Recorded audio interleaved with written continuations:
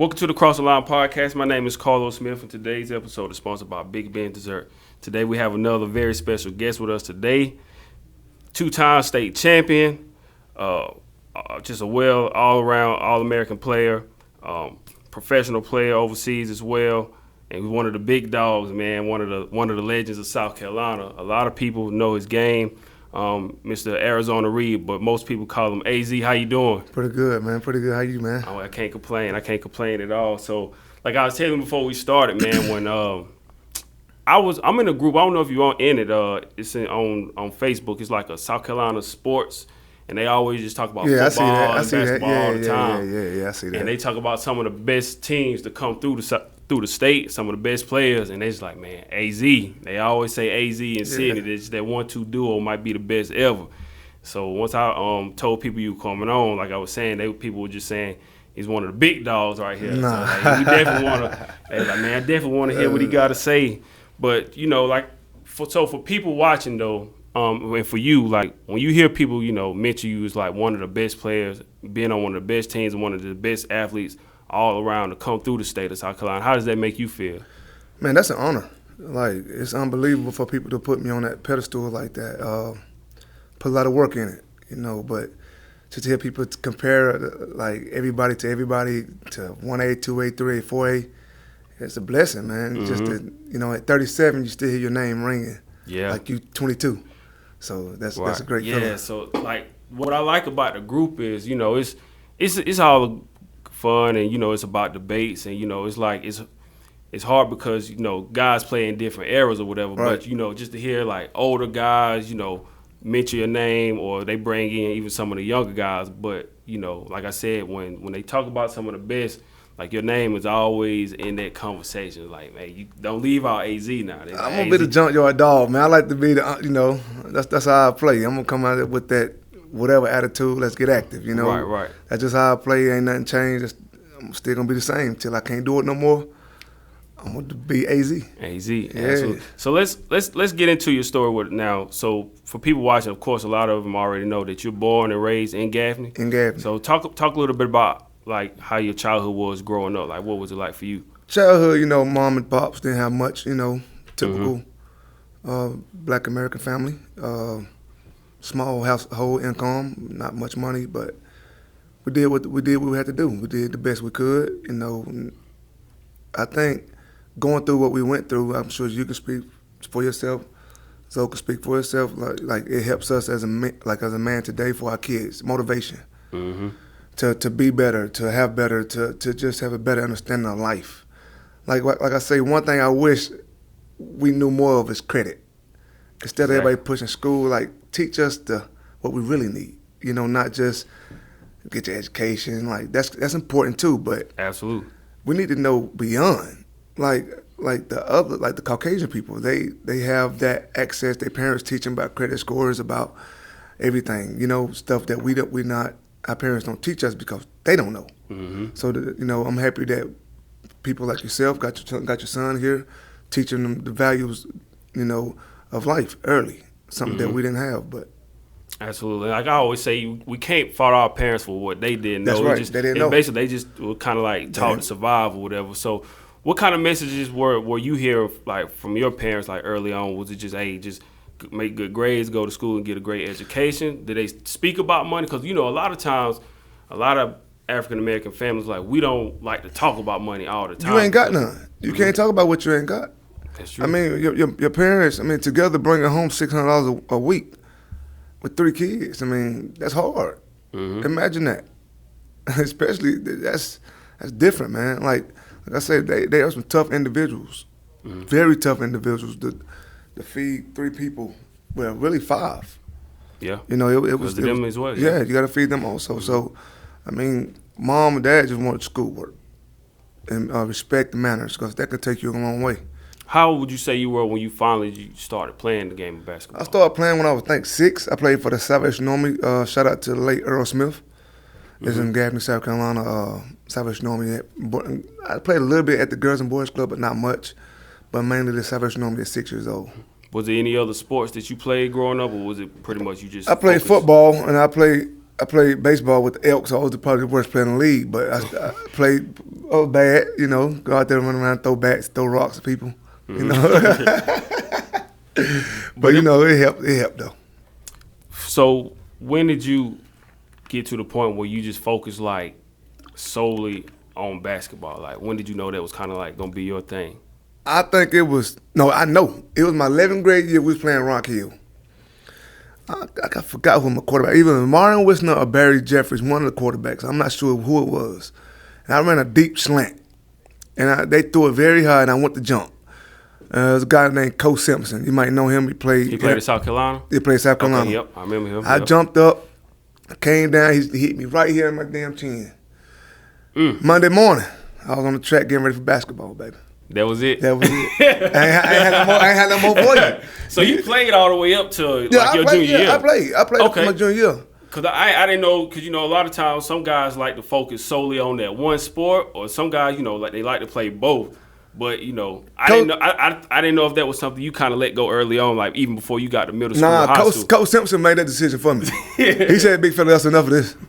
I took it on to the track. I got my basketball shoes. I seen the football players going, hey, you coming to practice? Yeah, I'm coming to practice. But not with y'all. I ain't got time for that negativity. Oh, man. That was a good one. So this was kind of like middle of the season or something when you just finally just stopped? Third game of the season. Third game? Boy, he hit me, boy, my chin strap popped off. I said, yeah, look at God. Hey, by the time I got to the sideline, I would have had I would have had them unbuckled. I knew my mind made up. That was already it. Over with. Oh man, that's crazy. Over with.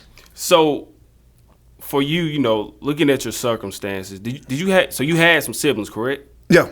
You the oldest? Or? I'm the oldest. I'm the oldest. Okay. I'm the oldest of 6. I'm the oldest of 6. Okay. Did you look at, you know, I know you played football, basketball, and then you said Coach Simpson helped you make that decision. Yeah. Shout out, Coach. Did you look at football as basketball as kind of like your escape from like to a reality, or just like this is gonna be what gets you to be able to provide for your family? At the time, man, I didn't know because being realistic, I was 6'4" playing the 4, and at the time, 6'4" playing the 4 is. Nobody gonna count you in, and in today's era, it's been perfect. I mean, everybody's 6'4" playing the 4 now, so it's different. It's almost like positionless basketball. Right, it don't even matter now. But back then, everybody going for the 6'9", 7-footers, and that's how I ended up at High Point. I mean, I played well in high school, done my thing, done what I was supposed to do, but I had no major offer. I don't think I was pushed. I heard a couple of things was going on with some stuff with the lettering back in the day, but. That's a conversation for another day. But I think the size was the main thing that hurt me, and I think that's what drove me the most to really want to be successful and prove everybody wrong. Did you look at, like, was NBA ever like a goal of yours growing up? Because like I said, you played high school football for a while, up to your junior year. Was NFL, NBA, was any of that ever your goal? NBA is always the goal. And, everybody want to. For one, everybody want the big money. Everybody want the fame. They want the glory. So when you're playing a sport, your goal is to make it to the highest level possible. Example, you trying to make it to the highest level possible in your field, right? So you ain't gonna just settle for nothing, right? That's true. So your goal is to shoot for the stars. If you don't reach the stars, you give it all you got. Hey, I gave my best shot. No regrets. Who would you say was like your favorite player to watch or study that game? Coming up, like what player? Oh, Kevin Garnett. I love Garnett. I love Garnett. And I, Garnett got that bad attitude. Like, it's not a bad attitude, but it's a tough attitude. And I still stand on it to this day. And that's how I play. Like, at 37, what you see, what you gonna get. You don't like it, handle it. That's how we gonna go. That's how I'm coming the same way every time. Every time you see me play, I'm gonna give you the same energy every time. I ain't gonna shortchange you. Z gonna be tough. We gonna play. I'm gonna play it tough. Take it how you want to take it, but you come this way, we're gonna be tough. What year did you get to the varsity level of playing? I played varsity in 9th grade. 9th grade? Yeah, me and Sidney played varsity in 9th grade. Both sat the bench.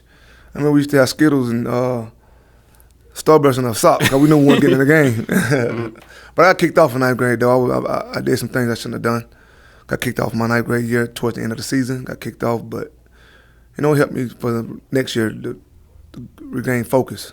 But that's even a big accomplishment there, just to make it the varsity of your freshman year of high school. Right. So clearly the coaches saw something in both of y'all to where they wanted y'all, to be on the team. Yeah, I mean, I'm happy they did because it turned out great with the team we had. With everybody comfortable playing with everybody. It was never about it was about we. Nobody cared about who got what accolades, who scored the most points. I think that's why we was good. Nobody cared. It was just let's go have fun. Let's go bust people's tail and get on out there. And then was it your sophomore or junior year when you finally cracked the starting rotation? I was starting some my ninth grade year towards the end of the year. But like I said, I made a bad decision to do some things that I shouldn't have done. Got kicked off the team. But my sophomore year started right off the bat.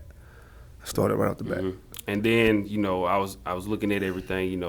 Your junior year was like y'all really made a lot of noise. Y'all actually went undefeated that year, and that's why I was saying a lot of people talk about like you and Sidney was like one of the best duos to ever come through Gaffney. Right. Like, what was that like your junior year for you guys? Like to go undefeated. Like, talk a little bit about that experience because that doesn't happen too often. It's one thing to win the state, but to go undefeated.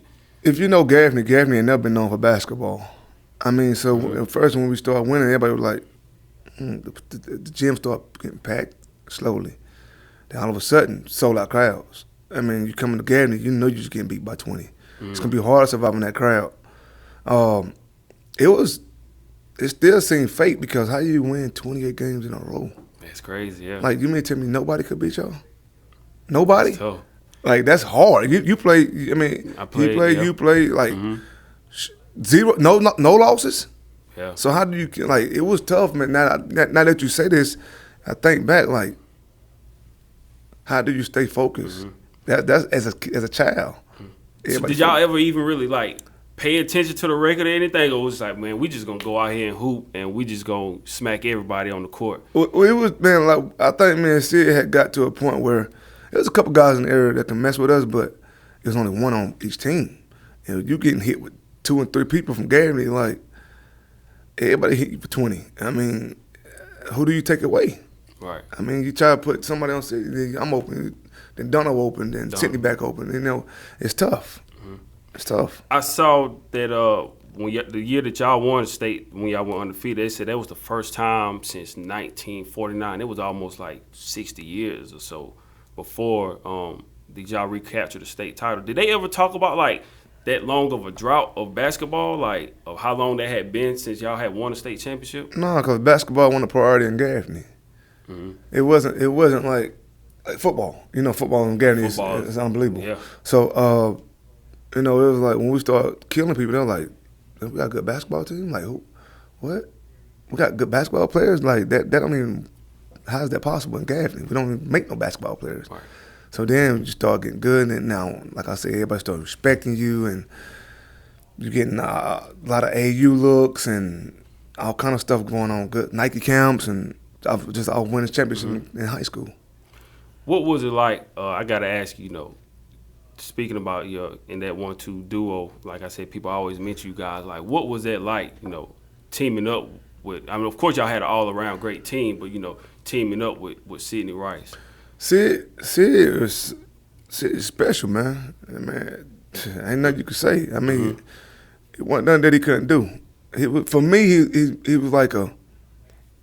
You know how Scottie Pippen can do everything. He does everything. Like.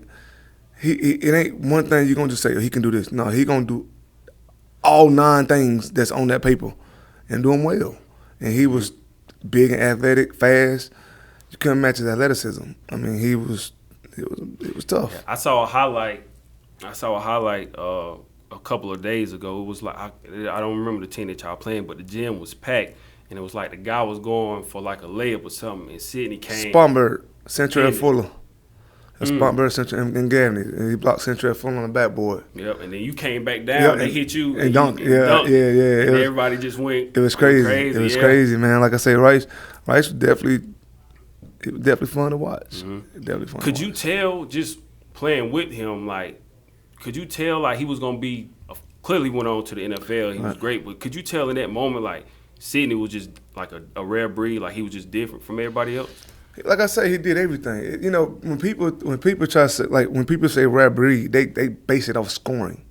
Like, he wasn't just a scorer. He did everything.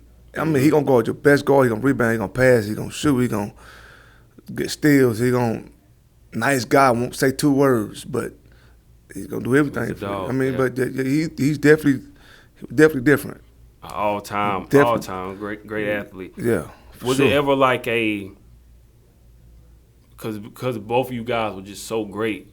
Was it ever like a time where it's like no kind of like ego issue or anything? Was like a with the 1-2 punch thing? Because this is Sidney Rice, and of course at the same time, AZ Reid. So you got 2 of the best guys in the state on the same team. Was it ever something where it was kind of like a collision? But between me and him, no. But others try to make it where we didn't like each other. People, it was close. It was close. It was almost, we got at each other a couple of times, but we had to sit down and talk it out, man. Because other people, man, you got to know Gaffney. That's Gaffney, and I love where I'm from, but Gaffney gonna do what Gaffney do. They try to, I mean, you gonna get built up. But when me and Rice was on top, winning and all that, they said some things about what I'm trying to do to him, what he trying to do to me, this and that. It wasn't the case, man. It's just, I mean, come on, man, we kids. Now that you look back, we kids, man. We don't know about none of that, what they're talking about. These are adults assuming things, you know, but you know, we work past those things, and, you know, we did what we had to do. I saw something else I saw online was like one of the pictures. I think it was like your junior year. I think y'all went and played at TL Hannah, and it was like you took the banner or something, and it was like the police had to come out, and, you know, I guess the fans were getting ready to go crazy with each other. I think this was the year y'all went undefeated. That's that was my junior year. Junior year, yeah. Talk a little bit about that moment. Was it just like that was crazy? Because TL Hannah for me was the team to beat. They were tough, They were tough. They were like us. They had everything we had. They had almost the same exact team that we had. And when I saw them on film, I was like, boy, this gonna be a dog fight. Like, they got everything. So, but for us to pull that game out in the crowd, man, that was probably the most intense game I played in high school. TL Hannah. They were, man, it was crazy. So after the game, they had a banner. I mean, they had something with my name on it. I snatched it off. talking crazy, you know, doing what kids do. Right. Yeah, you know how I do. Did the coach say anything to you about, like, come on, we can't have this, get in the locker room, or he's just like, man, just full of emotion? You gotta understand, they had 800 people there, right? TL Hannah. And we had 1,000. I'm up 200. I ain't scared. I got all my people in the stand, man. What I'm scared of? Let's go. But yeah, it was man, I was like, this was crazy. Yeah, that was ridiculous. Did you ever feel like y'all were, like I said, you know, of course, you know, in the South, football is like the big thing around here. You know, we just, it is. Yeah, like it's the cream of the crop around here. Did you ever feel like y'all were kind of like overlooked because of, you know, how big football was? And of course, like you said, Gaffney, it's almost like a yearly thing where Gaffney is always competing for state championships. Did it feel like that, like y'all were still kind of being overlooked? Not after my junior year. Because you understand, even when we left, they won another one. We won 3 in a row. 3 in a row, yeah. So you go from to 100 people in the gym to 3,100 people in the gym. So that's different. And, you know, Gaffney, we got a tough fan base, boy. We tough. You lose, you're going to know about it. Yep. You can be losing that first quarter. Oh, we got the sorriest team in the state. Come back in fourth quarter up 20. Boy, we great. We can beat the Lakers. That's just how we are in Gaffney. You know, we tough. Talk a bit about how was high school back then for you guys? Like you said, it's not like you're just role players. Like you're the star players on the team, the go-to guys. Like how was high school like the students and teachers like embracing y'all back then? With all the success of winning? It was love, man. It was great. I mean, looking back, ain't nothing more you could ask for. You had the respect, which is very important at that age. You know, you put a little more air in your chest. You know, I don't think we were never cocky. I think we're very confident though. But people who don't know us might took it as being cocky. Nah, we were just confident. You know, it wasn't nothing towards nobody. We were just very confident. I know you said, you know, like you had some issues that, you know, got you kind of kicked off your freshman year, and then you came back and you got on the right path. Did you have guys like in the community because of they saw so much potential in you guys? Did they kind of like encourage you and say, hey, AZ, hey, we see something in you. You need to go, stay on the right path. Did you have people like that? Like I said, Terrence Smith, my first cousin, more like a father figure to me. He was definitely on my tail. Mm-hmm. He was always in my ear telling me what I should and shouldn't be doing. He was strict.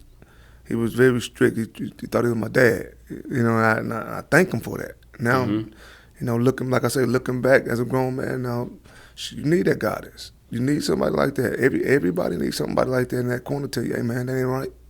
Mm-hmm. You don't need a bunch of yes men. You need somebody in your corner to tell me, that ain't right. Absolutely. And that's one of the things because, being a great player, and sometimes people can see so much potential in you because they don't want you to like cut them off. Sometimes people they let it ride. Mm-hmm. Even on a professional level, like you see things with Ja Morant now, like how he's getting in trouble. Maybe like people are afraid to tell him what he needs to do right because he's the breadwinner. He's got all the money. How old is Ja? Probably 23, 22? 23s, 24, somewhere around there. When he hit about 28, 29, he could be mad at them same people. Because, come on, man. You can't fault nobody for your actions. That's Ja's fault. Yeah, that's his fault. Yeah. But the people around you got to be like, hey, man, what's going on? Man, you finna mess up 200? That's a lot of money on the table. 200? He already lost some already. That generational wealth, man, that's for your great-grandkids, man. Mm-hmm. Like, you don't mess that up. It's already hard enough getting it. Absolutely. Yeah. For you, your senior year, you were named Herald Journal Player of the Year. How was that to, get that type of accolade? It was great, man. I started to feel like a lot of the work that I put in was paid off, which I didn't care about that, really. I just wanted to win that championship again. It was a great feeling. We like to walk around with them rings on, talking junk to everybody. Yeah. If you ain't got a state championship, don't talk to me. I saw this picture as well. It was you, Sidney Rice, DJ Moore, Ralph Legg, Latrell Fuller.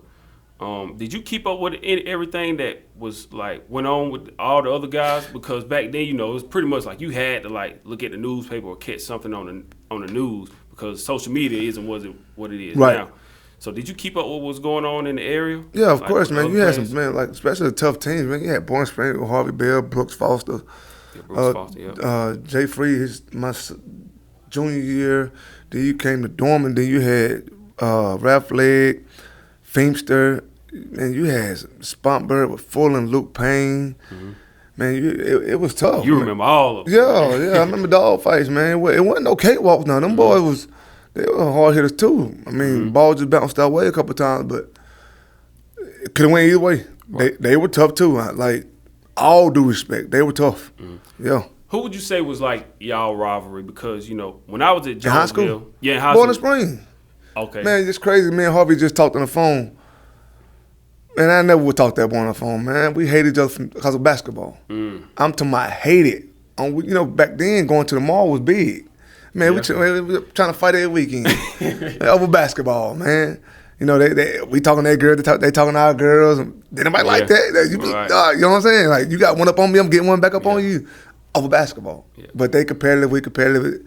Now that we grown, we look back and laugh at it. When we were growing up, I graduated in 2010 from Union, but before then, I went to Jonesville before they consolidated us. So for us, a rivalry for us was Union, Jonesville, Union. So then when we get to Union, almost that rivalry sort of became that Union Gaffney type thing. So that was the game everybody was looking for. Right. Like you said, Boiling Springs was kind of like that. For me, my time, yeah, for sure. I mean, it was tough, very tough. I just want to name of a couple of these athletes real quick. Just football and basketball. So from it's almost like the early 2000s until mid 2000s. So you, Sidney Rice, of course, Roscoe Crosby from Union, Brooks Foster, DJ Moore, Trevor Booker from Union. Y'all had Rocky McIntosh as well, Prince Miller from Burns. Ben Hall was one of my guys who played football at Burns. When you hear all of these great athletes at that time, did it feel like you played in kind of a golden era of just so many tough and great athletes in football and in basketball? Man, the list you just named ain't nothing but dogs. There's a whole lot of dogs in that list, boy. Everybody tough. I mean, you ain't got not one weak link. I'm thinking of all the names you just said, but everybody got that work. Like, I mean, man, that's hard. That's hard to go against, but I mean, when we get an easy game, I be like, yes. But you know what I'm saying? Give me some stats, because you know you're playing against them right there. You're going to earn every bucket. You're going to earn everything. Everything. They ain't giving nothing. That's a tough group you just named. Very tough, man. Very tough. What it is about Gaffney, though, like I said, it's almost like y'all just breed athletes. Like, year after year, like you got guys that are playing at the Division I level and going on to make it to the pros. But it's almost like Gaffney is just a factory of just like putting athletes and these guys going to the highest level. Like, talk a little bit about that culture of Gaffney and just like sports overall. Man, we ain't got nothing. We ain't got nothing down there. You ain't got no choice but to play sports growing up. What else you got? Nothing.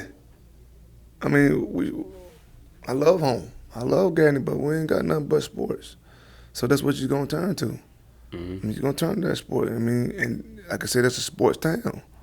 It is. So being a sports town, you're gonna do what you gotta do, because you want to feel good. Because in Gaffney, they're gonna hype you up, but they're gonna have you think you can beat LeBron James 1-on-1.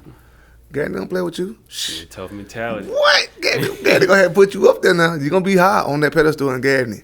You might walk down the street. Oh, well, that's the prodigy right there, hitting that big thing. Okay. So when you heard that, it kind of like, of course you were already a great player, but it kind of like helped instill in you, like, okay, it just built your confidence even more when you heard those type of compliments. I think it helped and hurt you, because you go once again, you go Gaffney gonna show you all the love, you winning, you this and that. Cool, you all Gaffney, you all everything, but you gotta understand, it's more to the word than Gaffney. So you go out there to that world, you got that player that's 6'9", doing the same thing. Like, is he doing at 6'4"? You be like, damn, where this come from? Right. You see these people over here shooting these half-court shots at 6'10". He a guard? Yeah, it's a guard. Dang. Crazy. Yeah. You were like a Durant, my time, Durant, Beasley, all them people like that, man. You never seen that. Like, it's tough. Do you remember? I went on the field your junior year, your senior year. Y'all went 26-2. Do you remember the two losses that y'all had? We lost to Northwestern with Sean Barnett. Sidney was at Shrine Bowl. I was suspended, of course. Stupid. Then we lost to Connor Dockery, Kyle Lowry. Kyle Lowry. You know what? Kyle Lowry. That video is actually on YouTube.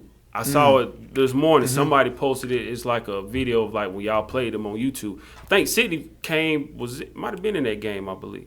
But I remember Kyle Lowry was on that team. Kyle Lowry hit the buzzer beater. Oh, it was a buzzer beater. They beat us by 1 or 2, something like that. At the end, I mean, he got a steal and hit a big shot. Yeah, I was about to say, because I was like, man, I wonder if you remember those two losses. Yeah, that's what it was. So when did you start getting some offers as far as like, playing at the next level? How was that process? I had a bunch of small offers, man. Nothing for real. Like I said, I got bad mouthed by a couple, by some people. Not to put nobody out there like that, but I got bad mouthed by some people I thought that could have helped me who didn't. But I went to High Point. I went to University of Greensboro on an unofficial visit. I had verbally committed there, and then I went to High Point and Greensboro right beside each other. So I went to High Point after I left Greensboro, and I seen Zion White from Spartanburg, Zion White. Okay. He was there at High Point in the open gym, and I saw him like, man, I know that guy, man. I used to look up to him, coming up. Because I was everything around here, too. So I committed to High Point, and they didn't recruit me. I just went there and just got out the mud. Was it ever a school that you had on your list that you really wanted to go to that maybe didn't give you an offer? I wanted to go to Winthrop, South Carolina. And after the fact, when I got good and started killing, that's when I knew, like, some people in Gaffney didn't help me get to that position where I needed to be. But, like I say, it's all motivation. To this day, still motivation. So when you finally won that last state championship and you hang it up with Gaffney. Like, what was like your memorable moments from that time and realizing that time it came to an end? Man, I was crying at the game, man. I think we was up by 2 or 3 points, and I was sitting at the sub table, and I looked at the score, man. I'm like, dang, man, this is it. This game about to be over, and I ain't playing with these guys no more. Like, that's it. And I just started crying, dog. And people thought I got kicked in the face or something. I was just emotional, like thinking, like, damn, this is it. Like, this fun, ride is complete. It's done. Now everybody about to grow their separate ways, and you might not never see this person again no time soon. So it was just. Do you still have like any type of relation? Do you still keep in touch with some of the guys on the team? Because like I said, everybody's grown, they have families now. Right. But you might shoot a message here and there. It ain't like how it used to be. You can't do the same thing you used to do, hang out and all that like that. Nah. Right. But we still, I send a message to some of them here and there just to reconnect a little bit. Other than that, So transitioning from high school to college, like what was that like, finally getting to High Point? And like I said, like you got a dog mentality. You don't have any issue, going up against the best competition. So what was it like, going from high school to the collegiate level? It's different, man. You're playing against grown men now. Mm-hmm. Your body, you're still a little kid. You're going to battle 21-year-old, 22-year-olds. It's different. It's a different life. And you go from being the man on your high school team to sit at the end of the bench in college. Mm-hmm. You know how it goes. Because it's almost like it's like another all-star team because the guys that you're on the team with, they were the best at their team. Yeah. So now you got like another collection of all-star players on one team. So it's like you always got to, go against the best every day. It's tough. It was very, very humbling. You got to humble yourself because your first year, more than likely, you ain't going to play. So you're gonna and that's what happens. A lot of people break. They don't stick it out. They just tend to break. It's hard. Yep. You go from being, like you said, being at home, being the top dog, everybody loving you, to don't even know your name. It's like you always start. Don't even know your name. The people in the stand don't even know your name. Right. And now guys, they don't like the way things going. They transfer. They can transfer quick. Yeah, it's crazy. Back then you couldn't do that. Mm-hmm. Transfer. If you transfer from D1, you going NAI. You going low. Mm-hmm. You going low. 07, 08, you end up winning the Big South Player of the Year. What did they feel like starting to get that type of notoriety for you? I won it 2 years back to back, and it was a blessing, man. It was crazy, man. I didn't think that I would be in that position, especially coming from where I came from, like a freshman not even playing, really when it's supposed to be there. And I got lucky, got there, wasn't recruited at all, and I got there and I put the work in, and paid off. So after that, was there any kind of talks were you hearing any type of chatter of, potentially working out, going to the NBA, or was it like, what was your options? I had 6 NBA workouts. Okay. It was very tough. It was very tough. At the time, I couldn't shoot the way I can shoot the ball now, but it was tough. It was a lot of work. It was a lot, that's why I look at those guys different, respect them different when they're making that money. Cause, boy, it's hard. It's a lot of work. It's very tough. I think a lot of times as fans, when you go to these games and you just see these guys, you just automatically expect, like it's simple because anybody can just go out there on the court and just shoot and play basketball, but it takes a different level of work and commitment. You gotta have a different. First of all, you gotta have a body for it. You gotta have athleticism. You gotta have a mind. You gotta have the strength, will, desire. You can want to do it, but can your body do it? Mm-hmm. That's the hard thing. You might not be able to do it. And I seen some good players who's good, but just can't deliver it. Mm-hmm. It's tough. So after college, you go overseas, correct? What was like the overseas experience like, and how different was that type of game? You gotta understand, you go to a country where you don't know nobody. Not another city. Imagine you finna go to Myrtle Beach, right? Say, how many people you know down there, personally?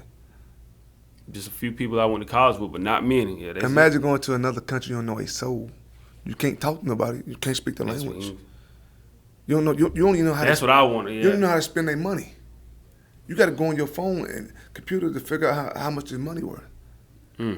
It's different. You got now as a 22-year-old, you got to make adjustments. You got to grow up fast because now you by yourself completely. Mm-hmm. You going over there, you probably ain't never cooked for yourself. You had everything made for you. I went to High Point, I had everything made for me in college. Mm-hmm. Now I'm going over there.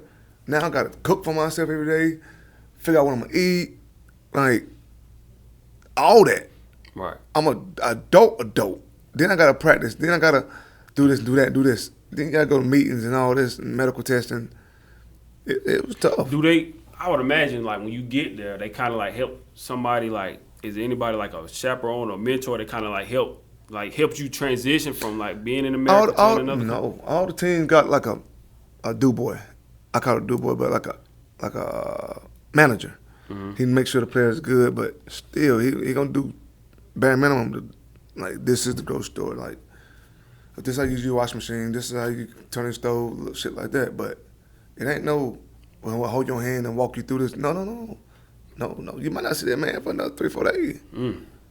It's tough. So you got to figure it out. It's different, man. It's very different, man. Was it hard being away from family? Like, my first year was my hardest year. After that, it was easy because I learned to love it.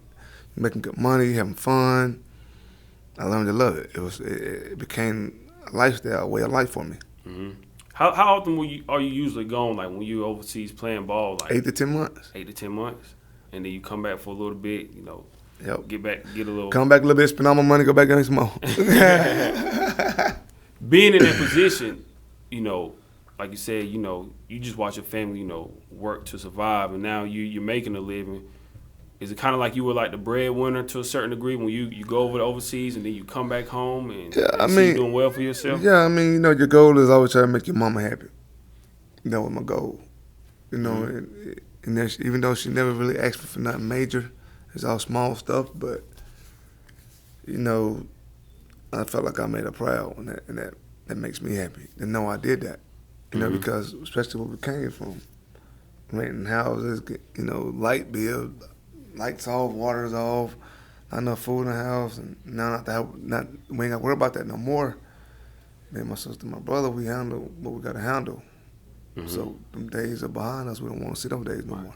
When you come back home now, how do people like revere you now when you come back home? Like, you know, of course, you brought 2 state championships in basketball. You're overseas, doing well, and then you come back home. Like, how do people like look at you now? When at first, I think up until last year, you know, the generations changed. People our age, they knew who I was and what I stood for on the court. The younger generation didn't. I think after playing that game last year, in Blacksburg, it's a new, different kind of respect now. Mm-hmm. They respected me because of what they heard of. They never saw me. So now they saw me play. Now it's way different. I respect this. Oh, that's Big Aunt.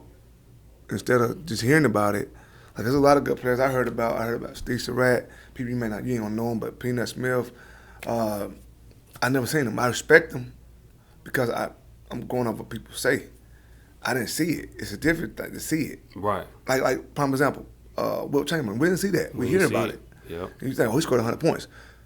But we don't give him the credit that's due because we didn't see it.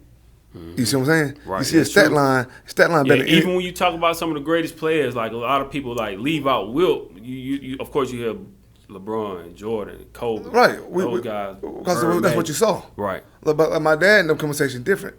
Because they saw what they saw. Bird, Magic, all them guys. Mm-hmm. We didn't see that though.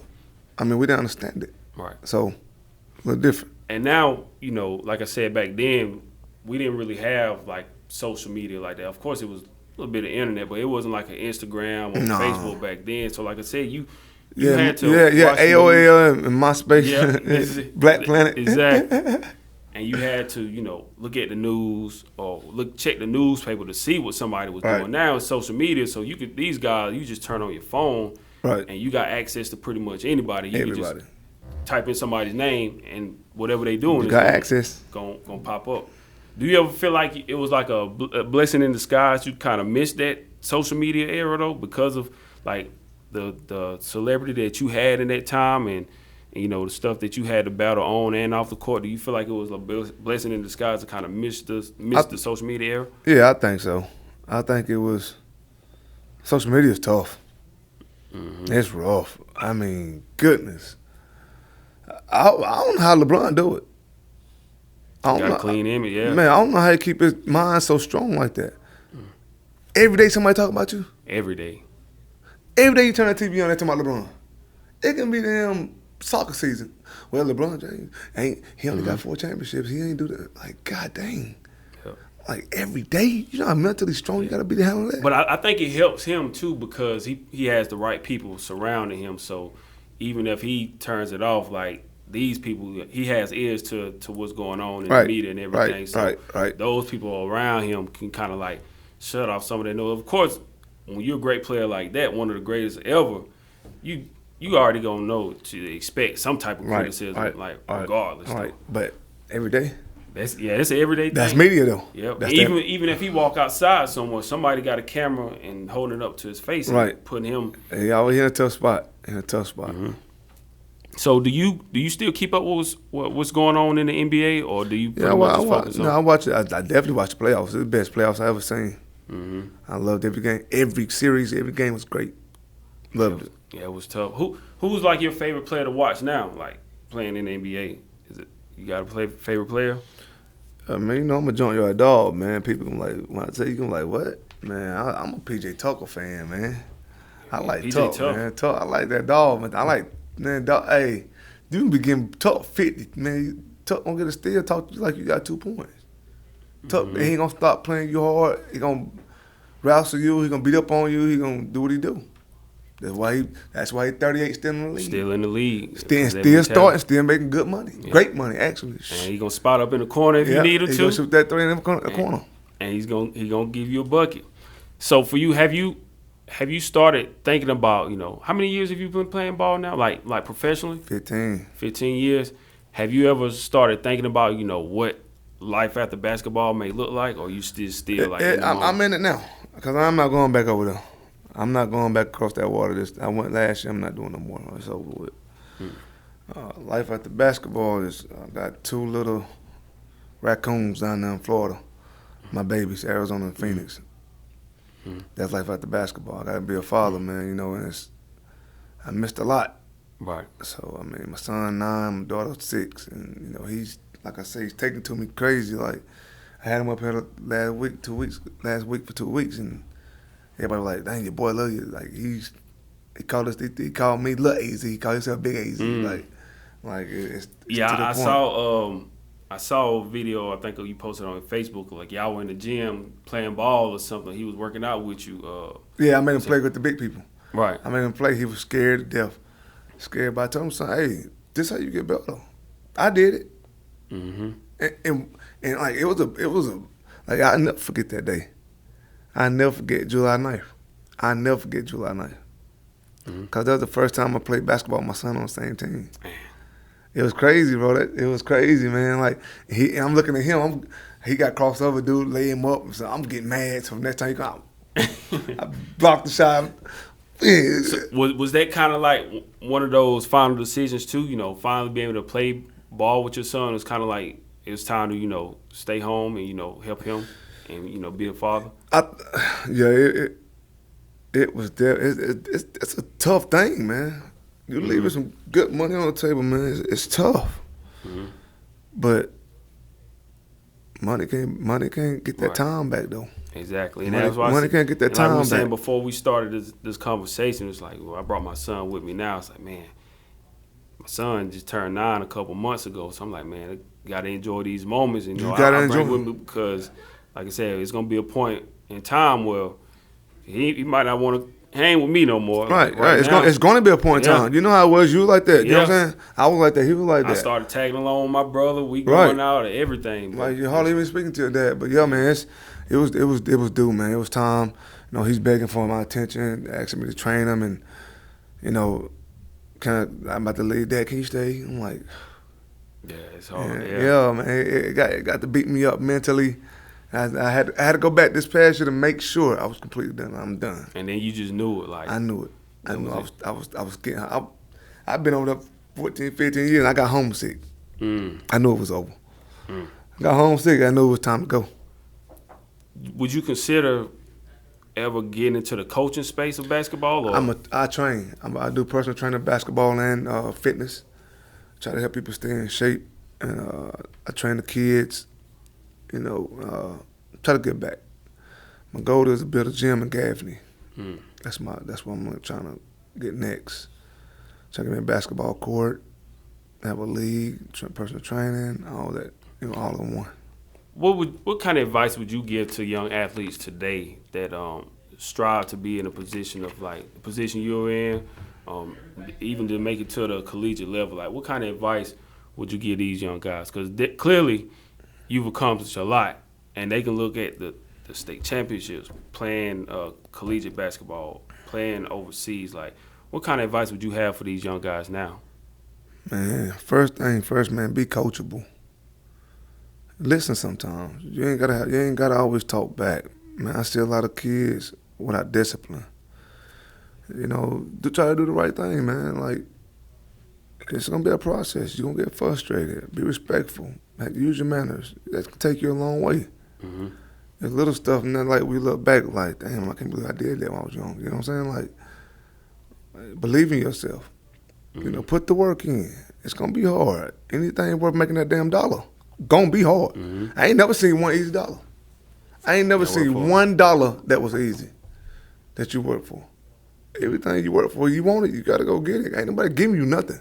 Right. Them giving days, when you get done to high school, them giving days is completely done. Yep. You done.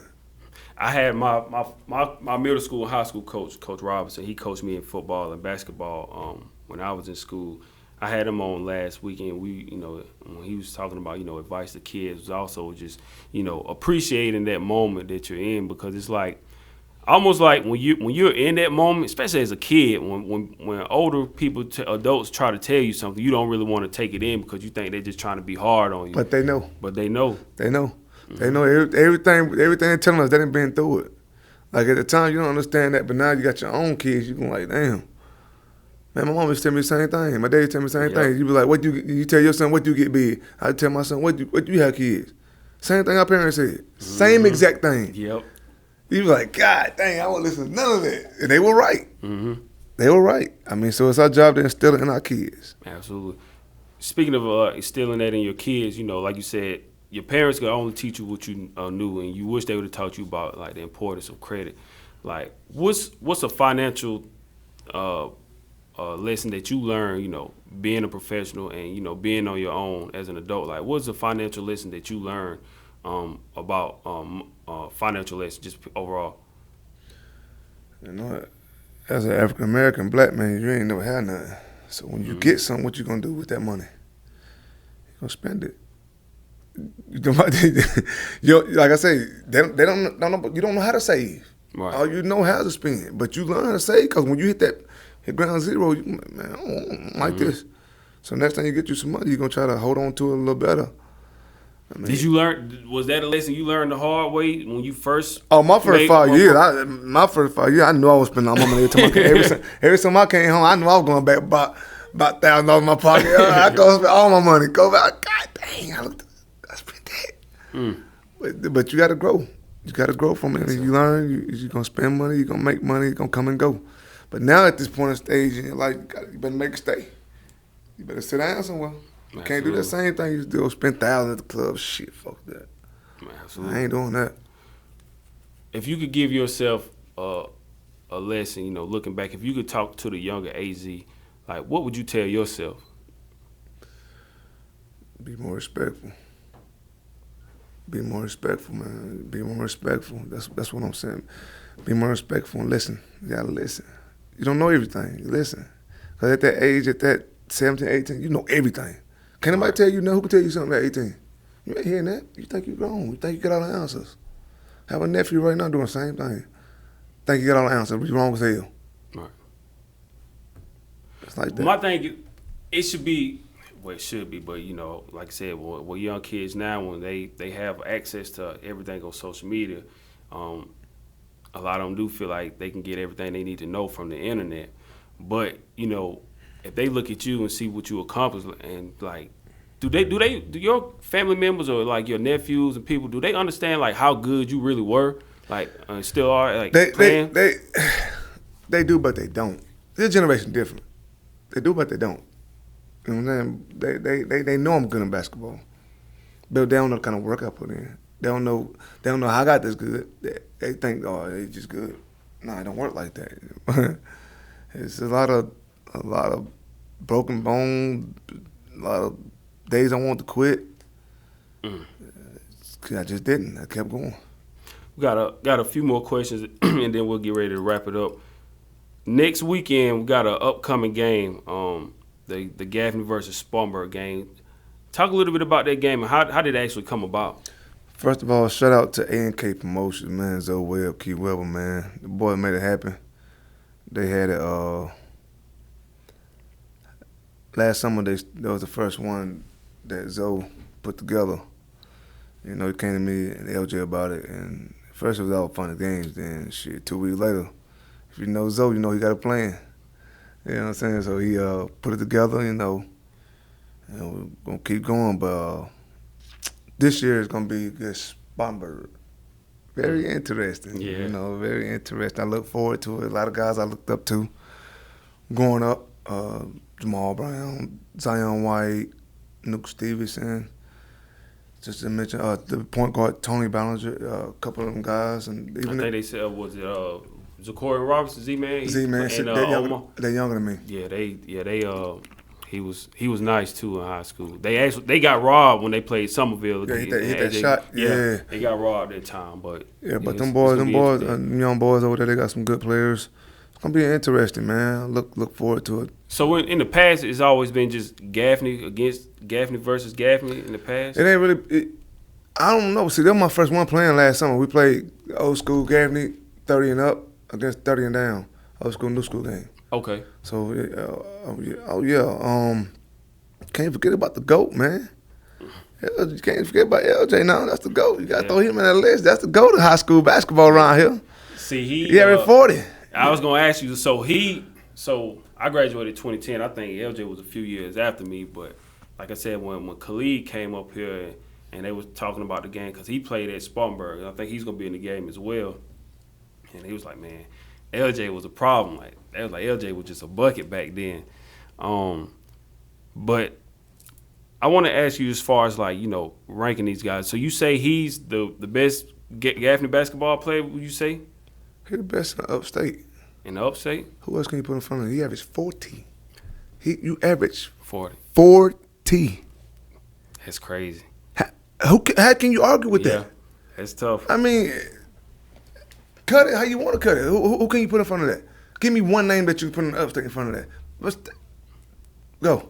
Think hard. I don't know. 40. Not he scored 40 in the game. He averaged 40.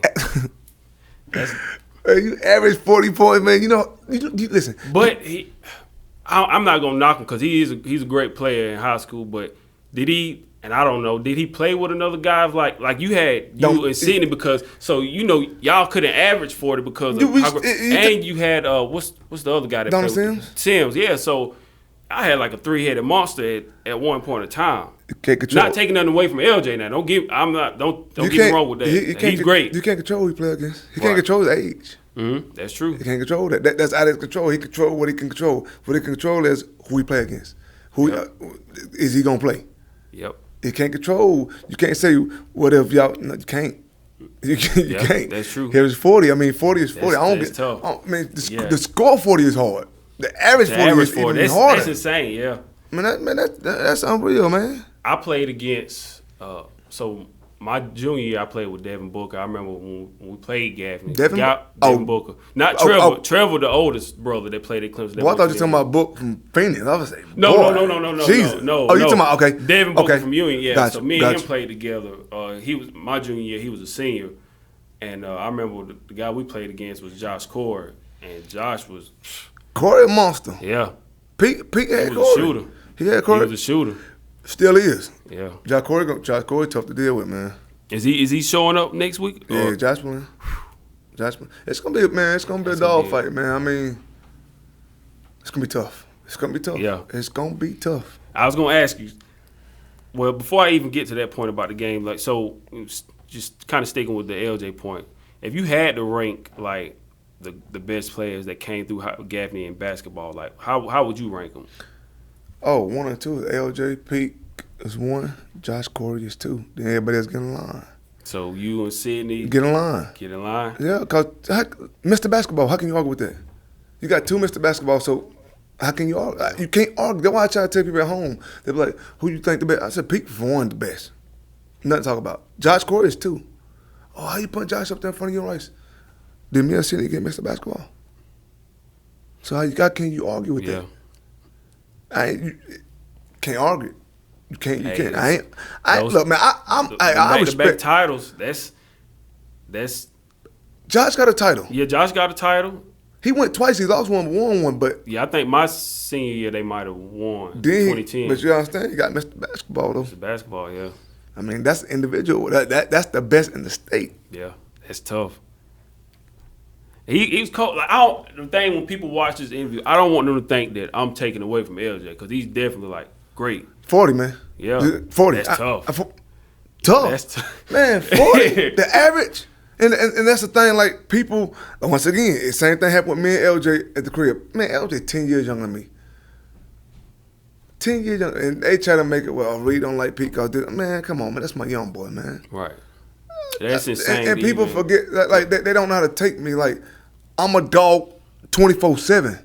Ain't no in between. If I play LJ, even though I love him to death, that's my young boy. You gonna go at him? I'm going at his ass. Right. If I play my son, I'm busting his tail. If I play my mama, jump out here, mama. Knock you on the damn ground. Take it how you want. I ain't no AZ gonna play. Nope. This way. This how I'm playing. Simple. How do you think? If you give me your prediction, Spartanburg, Gaffney, like, what's your outcome of the game, and what you plan on doing? Man, you know what I'm saying. You know I'm coming, man. You know I think I'm gonna win this game. Why, if I think I'm gonna lose, why should I play? I'm a competitor. I know they're gonna come guns blazing. We come guns blazing. Shit, I just want a good game, but it's gonna be a war. Yeah, and it's gonna be a war. July 27th, 29th. 29th. Okay. And where is it? Gaffney High School. Gaffney High School. It's gonna be a war. I look forward to it, man. I look forward to it, man. But it's just Spartanburg High School. It's not just Spartanburg, Dorman, nothing like it. It's just Spartanburg. I mean Gaffney and Spartanburg High School. Just Gaffney, Spartanburg. The rules were each team get 8 old school players over 30, and two new schools under 30, give or take. How was that? Putting the team together. Did y'all kind of get some kind of backlash, or some guys might have felt like they was being left off the team, or like how was that? Of course, because even Spartanburg had a problem. They had a problem with. I ain't got no problem on my end because they already know like this is what I'm going with. Ain't no arguing with my team and none of that. I mean, we had some things had to get adjusted because I know Spartanburg, they're a bigger school than us. So I mean, we had to make some adjustments for them, and they're gonna make adjustments for us too. So just tweak it a little bit. But at first I want to be 30 and up, all old school versus old school. Okay. Then I said, let's put these young guys in here because it makes the game faster and more interesting. You got Khalid, you got Pete, you got Uzaka. I don't know how to say his name, but Dawkins. You got Trey Dawkins on our end. I think they got one more, Isaac Sims, and we got Mystical Tate. So I mean, it's gonna be. You got three. You got 6 young players that's gonna make the game even tougher. And it's gonna be interesting too because, like I said, a lot of the younger guys, they didn't get a chance to like really see y'all play. They knew a little bit about y'all. They heard about y'all and what y'all did for the Gaffney. So now they get to go up against y'all. So that's gonna be the fun part. I see, like I said, I respect every player, man. I like the young boys. I'm a fan of all the young boys coming up and coming hoopers. If I can help them any kind of way, working out or advice or whatever the case may be, I'm open arms. I don't know them like I don't want people to think because how I'm about to come out here and play this game that I don't like them. In them 40 minutes, I don't like you. If you ain't got that same jersey I got on, hey, my boy. Whatever gonna happen. Yeah, and it's gonna be fun, man. Like I said, I seen a little bit of LJ play. I went against Josh Corey. I watched. I covered a couple of the games with the ECBL, so I had a chance to watch Khalid play for Spartanburg. Like I was saying, like like a slim guy, really quiet, don't say much, but if he catch you lacking up under the rim, he'll dunk it. He'll dunk it. So it's gonna be fun, man. Before we get out of here though, I want to say thank you, man. I appreciate you taking the time to sit down, to share your journey. The last thing I love to ask everybody on the Cross the Line podcast, when I'm traveling, interviewing entrepreneurs, having athletes come on, is like, what does self-investment mean to you? Self-investment, ooh, good one. Self-investment means having a clear mind for me. Investing in things that you love. Believing in what you believe in. Stick to your morals. Try to be a good person. That pays off to be a good person. I always treat everybody with respect, and just be a genuine person. Don't let nobody break you. You're gonna run through a lot of things in life. It's gonna have a lot of ups and downs, but don't let it break. You can bend, but don't break, because that's what the devil wants you to do, is break. Absolutely. So you stand strong, even when it gets tough. You're gonna hate what you do some days. You're gonna love what you do some days, but regardless, stick to it. I got one other thing I want to ask you. When we talk about all-time great players, and I had some people, that wanted me to ask this question as well. Just going back to, back to your playing days, and we mentioned Sidney Rice earlier. And we talk about these all-time great athletes. Well, first of all, what's one of your great debates that you've probably seen in that group online, as far as like the sports debates, whether it's teams or greatest athletes? Like, what's one of your debates? Overall athlete. Mm-hmm. I mean, didn't Alshon Jeffries get Mr. Basketball and Mr. Football? I'm not sure. Did he? I think he did. I think he did. So, I mean, for me, that's clear cut. I mean, when you get the accolades, man, it's tough. That's what I was going to ask you, is part of like that all-time great athlete, but keeping it strictly to like the high school level. We get what guys did in the collegiate level and in college. I mean, in the professionals, but like strictly as high school, we were talking about it. Is one of the greatest athletes probably ever come through the state. Was Roscoe Crosby. Yeah. And I was going to ask you, so from a football player standpoint, and then overall, like, I kind of got an idea where you probably going to go, and I can't knock you for it. If you had to choose between Sidney Rice or Roscoe in football. If you're talking about a complete football player, Roscoe was better overall. I think, you understand, Roscoe returned punch. Roscoe played safety. He played did everything. Yeah, Rice was a receiver. Rice would jump over your head. Receiver strictly. Roscoe played everything on the field. It was everything. Like he definitely, for me, that I seen best all around. All around football player. Roscoe. Yeah. He was. Who you think?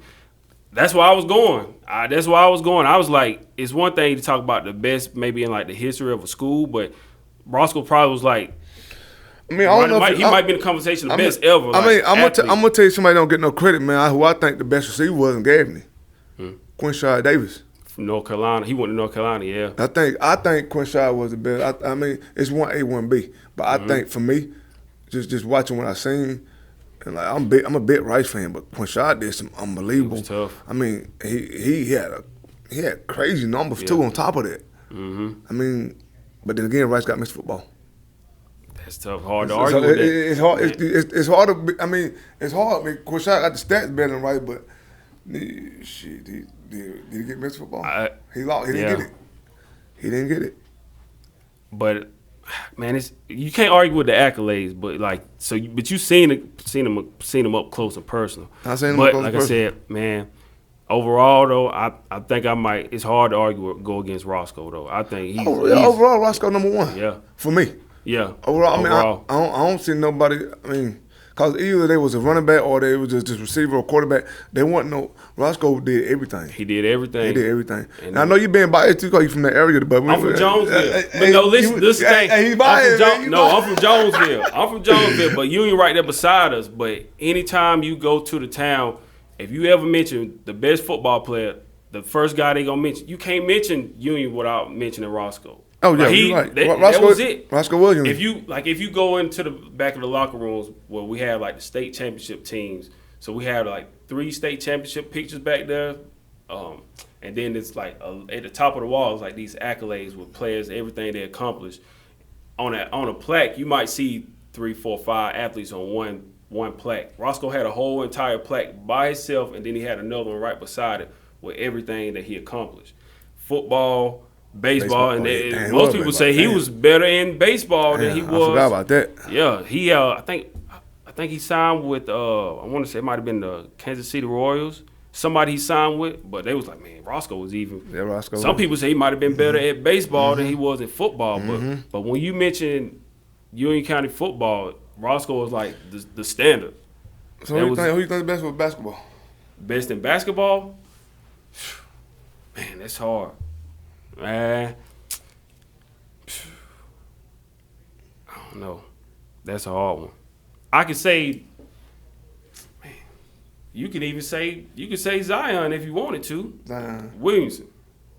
If you wanted to put him in the conversation, like, how can you argue with him being the best high school basketball player, even though he played at Spartanburg Day? I mean, he was those skills translated over to Duke. No, we're talking about high school. We ain't talking about after.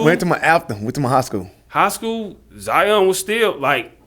So I'm going with my boy. I'm going with Pete. Yeah. I don't know. I gotta go with Pete. That's hard, man. I was at the game. I was covering the game when Spartanburg Day came to the. It was a Farm Bureau Christmas tournament in Dorman. I was actually there covering the tournament. That was the first time I ever seen teams triple team one guy. So you got teams that were coming from Florida and all over the country coming to this tournament over at Dorman. I've never seen anybody get triple teamed. Like, soon as he brought the ball up past half court, they triple teamed him because he was just that dumb. Oh no, Zion, and it wasn't like he was playing against these private schools. Like, he was playing against some of the top athletes around the country. So, I mean, just on the high school level, man, it's Zion. Like I said, I forgot about Zion. Yeah, that's tough. But I forgot about Zion. We're talking about regular people though. Regular people. We talking regular people. Hey man, we talking about regular people. I get what you're saying. Zion was tough. That was the first time I ever seen. And I played with Devin Booker, who was a great high school player too.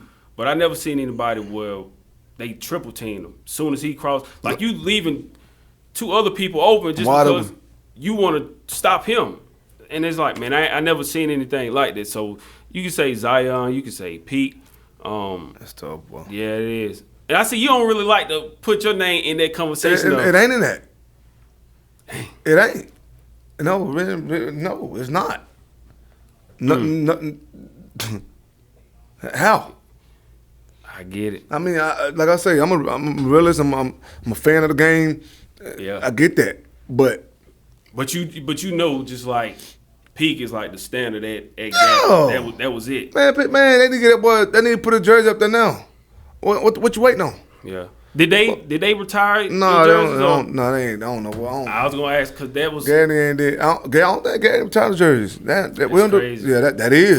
For what y'all did at that time. That is. It's crazy, in that man. long drought. Like I said, when I looked at it, it said 1949, and then when y'all won in 03, 04, and then I know y'all graduated and they won again after that. But y'all were the first to y'all set that standard right there for that dynasty. Like when y'all won back to back. They should. I think they was planning on doing it, but they ain't did it. But for sure, Pete got to go up there. Yeah, he got to. Off the muscle, man. Come on, man. Like I say, man.